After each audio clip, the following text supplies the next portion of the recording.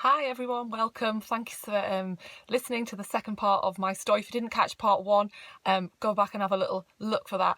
I'm sharing a story of some things that God did in my life in the time when my family and I went through one of the hardest things we've ever been through, probably the hardest thing, which, as I was sharing last time, when our 5-year-old son Isaac had a brain tumour. And I'm just sharing this morning from my van because there is no quiet space in my house. I don't know how you're coping, how your family is, what you're going through at the minute. But I just wanted to tell a little bit more of my story and kind of draw on a few little comparisons, and hopefully some of the things that I'm going to share this morning you will be able to relate to. We're all in different places, we're all going through some different stuff, but hopefully something of it will bring you some encouragement. So when I finished last time, I was sharing how my son Isaac was diagnosed with a brain tumour. We were taken over to our local hospital, and I can't even explain what the range of emotions were, but I had to leave my son that night with my husband, with Jeff, in the hospital, and I just had to kiss Isaac goodbye. And I knew that the next day that Isaac was going to go and he was going to have as much of this tumour removed from his brain that he could possibly have. And by this point we had people all over praying for Isaac. My friend, she came and she picked me up from the hospital, and I couldn't even speak. I was so devastated. I went back to my sister-in-law's house where all my kids were, and spent that night sleeping there. And I just remember cuddling Isaac's t-shirt. It was the last thing that he'd worn. It was his little t-shirt from reception class, and I just remember cuddling that t-shirt and just having that thought that my son, I don't know, I have no idea what's going to happen to him. I don't know if he's going to live, and I don't know if he's going to die. And I just remember sniffing that t-shirt and just wanted to be so close to him. And I just felt in that time, I felt in that moment like the world had stopped. My world had stopped. I had no idea what was going to happen next. So slept a little bit that night, and the next day we went to the hospital. Jeff was already there. Isaac was ready to go down into surgery. I didn't manage to get there on time for surgery, but on the way there I just started to hear God just dropping bits of a psalm in my mind, and it's Psalm 18, and it talks about how God is sending his angels, and he is not happy with the situation. He's going to come and he's going to break into this situation. And I just had this little verse in my head, and I started looking through my phone, and I started reading it, and I just really felt like God was saying to me, I am not happy with this situation. I am angry with this situation. It brings me no pleasure. Often people can think that bad things come from God. Nothing bad ever comes from God. God allows bad things sometimes to happen to us because we live in the now and the not yet of the kingdom, of when Jesus returns and makes everything perfect. And it doesn't matter if we're people of faith or we're not people of faith, we all live in a broken and fallen world. And I felt like God wanted to say to me, I know this is happening, and it breaks my heart as much as it breaks yours, and I'm going to come and I'm going to rescue Isaac. I really felt in faith. It says that the cords of death were around your neck, but I rescued him. And I really felt like God was giving me that promise in that moment of life or death, that he was going to rescue him. And I clung on to that promise for months and months, and I had to cling on to it for several years after Isaac finished his treatment.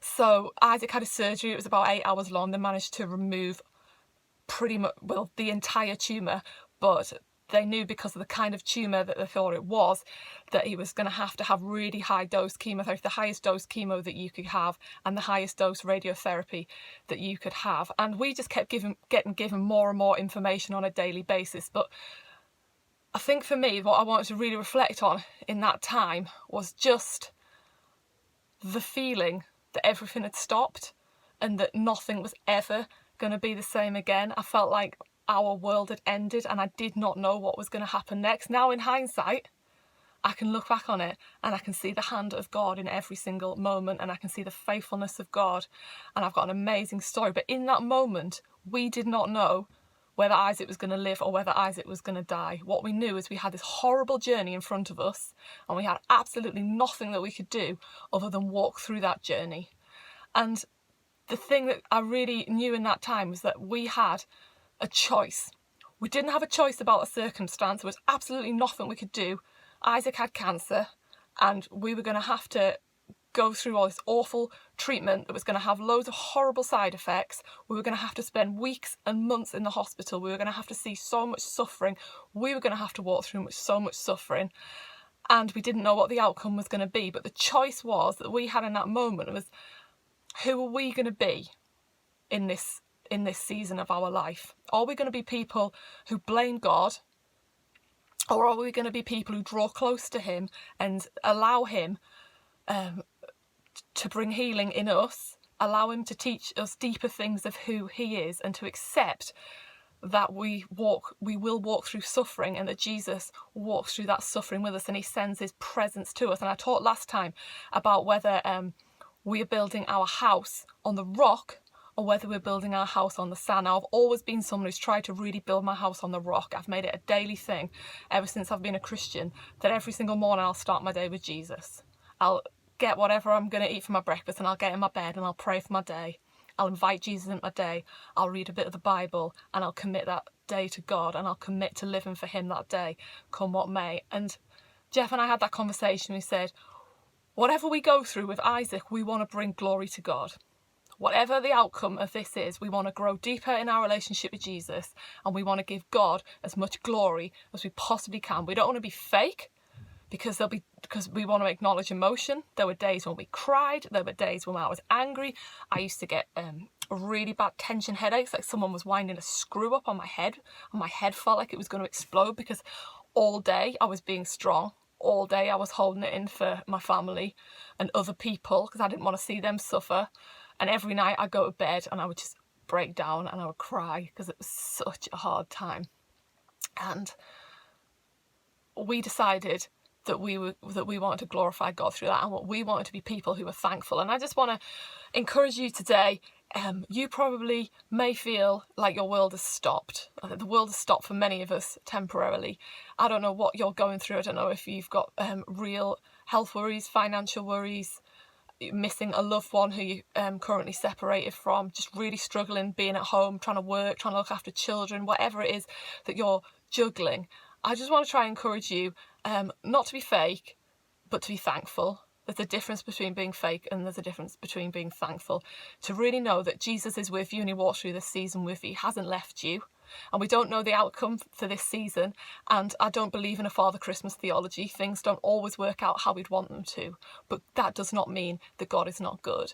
And he walks through with you, and he will bring good out of suffering. It says in Genesis, when Joseph reflects back on his life and what he went through and all his suffering, he says, what you intended for evil, God, out of it, he brought good. And God will bring good for this season, through this season in your life. You just need to really dig deep and look for him.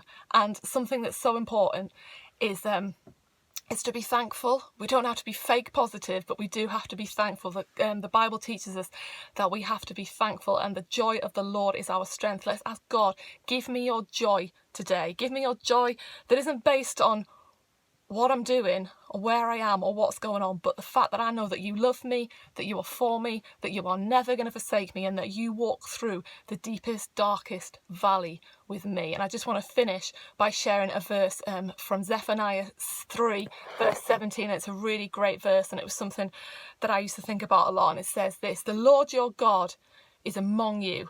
He is powerful. He will save you, and he will take delight in you. In his love he will renew you. He will celebrate over you with singing. I just pray that you dig deep, that we can think of things every day to be thankful for, and we can look back on this season, however it pans out for you, and we can say, I could see the faithfulness of God in my life in that.